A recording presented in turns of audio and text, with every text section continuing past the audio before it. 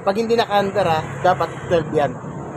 Yan. Pag pinandar mo, aangat yan hanggang 14, it means goods yung battery natin, nagcha-charge siya, ba tumatakbo yung motor. Yan. Hanggang 14 lang yan.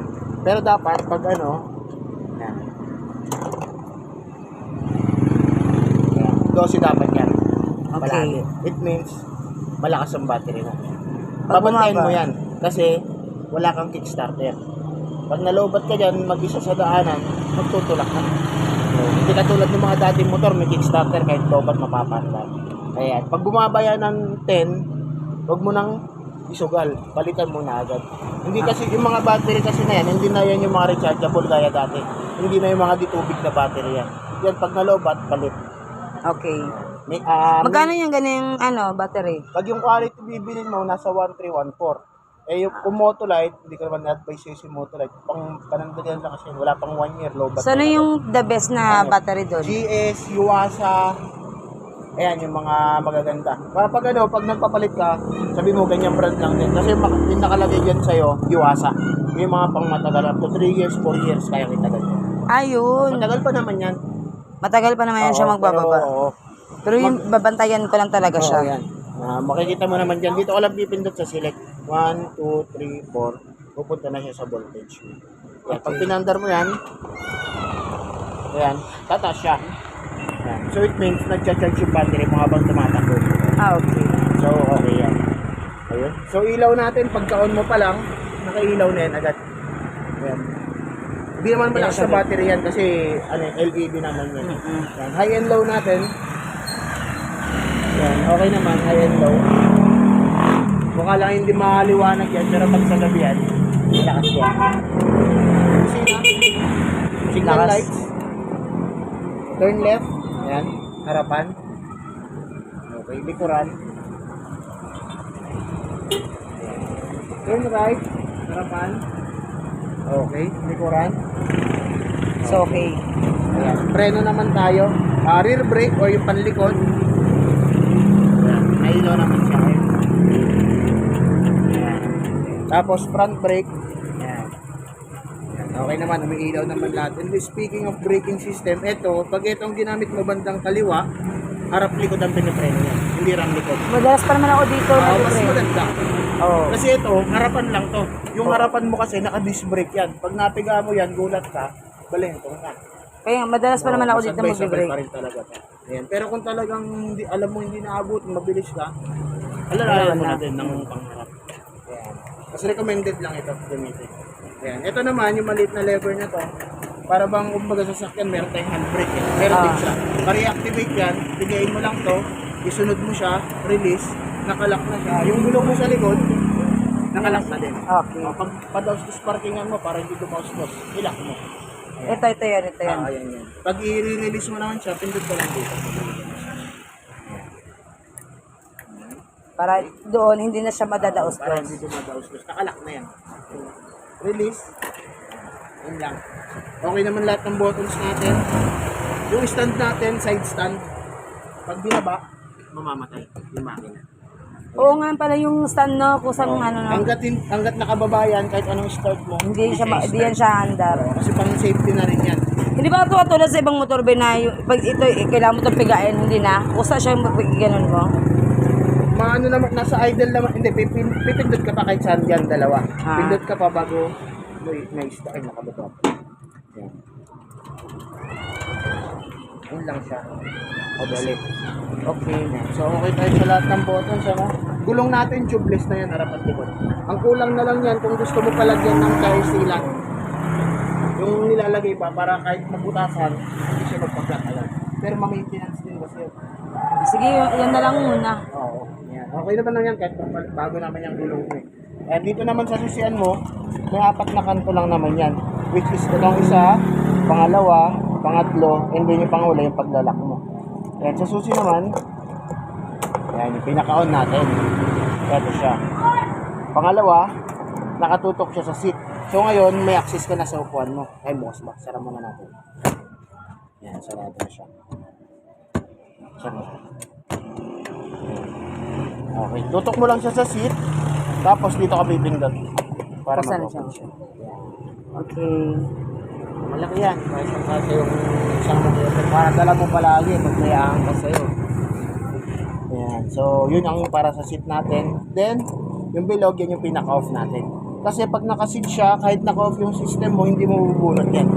Kailangan naka-off talaga para mabunot mo yung system. Ayan. Then yung pang-apat, yung paglalak na natin ng monobela, sagad mo lang ng kaliwa or kanan. Para malak na yun. Para malak mo. Push mo lang, then sagad ng ikot, nakalak mo siya. And then kung napansin mo, naka-double na rin siya. Iwas kalikot. Kasi ito yung sa baliktad, di ba? Ayan. Ito yung sa likod niya, dito naman yan. Ayan. Tapos pag unlock mo, push mo lang ulit, pabalik naman. Para mat-unlock na siya. Ayan. So okay naman tayo sa sisiyan. Okay na po. All around.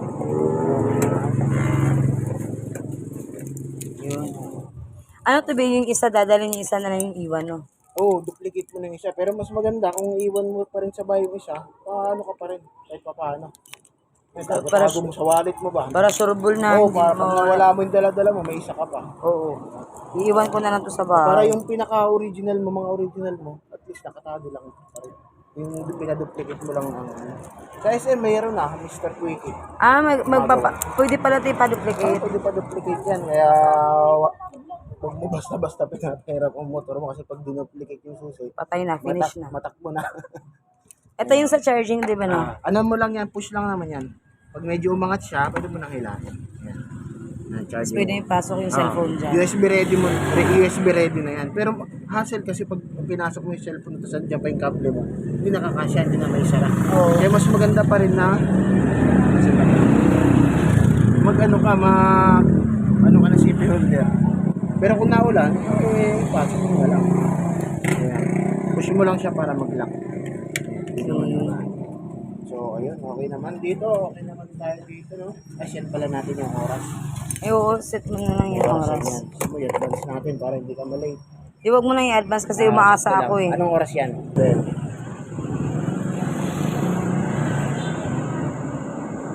4:07. Hindi naman to magre-reset unless tinanggal yung battery. Ay. Ikaw yung pumindo. Ayan.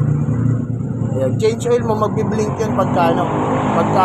Kailangan na ng change mo na oil. mag-change oil. Pero yung una kasi dyan, nakaset pa siya ng ano, nakaset pa siya ng 1,000. Huwag mo muna sundin yun. Etong zero na yan, yung maliit, pag naging 500 yan, yun na yung unang change oil. Okay. Tapos kung ano, ipa-reset mo na lang sa mekaniko na kasi naka ano siya ng 1,000 eh. So, pag magiging 500 yan siya, yun na yung magpapa-change oil ko. Hindi pa pero hindi na magbiblink. Pwede naman gusto mo i-set na natin eh. Di, okay na, wag mo na lang baguhin. Ayan. Kaya yun naman. Para, kasi sa susunod na, di ba, pagkatapos ng 500, 1,000, 1,000 na. Yan, umiilaw din lahat yan. Wag lang yon. Tsaka yon. Bakit ano meron Kasi dyan? pag yan ang umilaw, may problema sa makina mo. Ayan. Signal light, left, right, battery indicator, pagka nalow, battery ilaw yan. Ito, pag naka-high beam ka, ilaw siya. Ayan. Check engine, temperature, tsaka battery. Yan ang mga dapat huwag umilaw. Yan, tatlong yan. Kasi pag umilaw na yung tatlong yan, kailangan na talaga siya Yes, pa-check. marami ng problema pag umilaw. Pero pagka-on mo naman yan, ilaw talaga lahat yan. Siyempre, Pero mawawala rin. Okay. Yung check engine. okay. Tapos sa pag-on pala, itong tatandaan mo. Sa pag-on mo kasi, di ba? Yan, may cheche pa. Oo. Bago mag-stay. Antayin mo muna yun bago mo siya pandarin.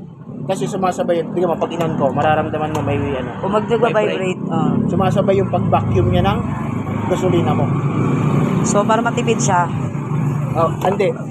Sa fuel pump kasi yun eh. Pagka kasi ganyan pa lang, inon mo na agad, baka magloko yung calibration ng fuel pump. So, parang, Doon kadalasan nasisira siya. Kaya, antayin mo muna siya matapos. Saglit lang naman bago mo i-start. okay. Unless emergency. Kung talagang nagmamadali ka na, papaminsan-minsan lang, huwag yung palagi na ganun. Ayan. So, yun lang naman ang ano natin. Ikaw, baka may question ka pa. Toolset mo pala, dito. Yan. Yan na lang ang toolset ngayon ni Honda. Pwede mo rin lagay dyan, bawas kalat. Owner's manual mo, kung may katanungan ka sa motor mo, nandito lahat mababasa. Service coupon mo, nandito rin. Yan. Yan ang mga service coupon mo. Okay. Ano yan, maraming beses mo magagamit yan.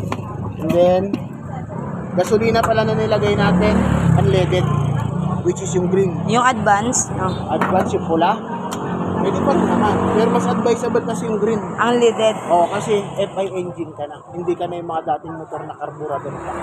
Ah, okay. FI engine na. So, pero pwede pa rin naman.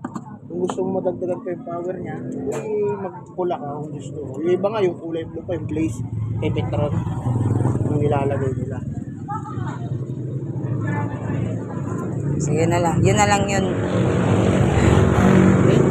Okay naman lahat. Magaan na lahat. Okay.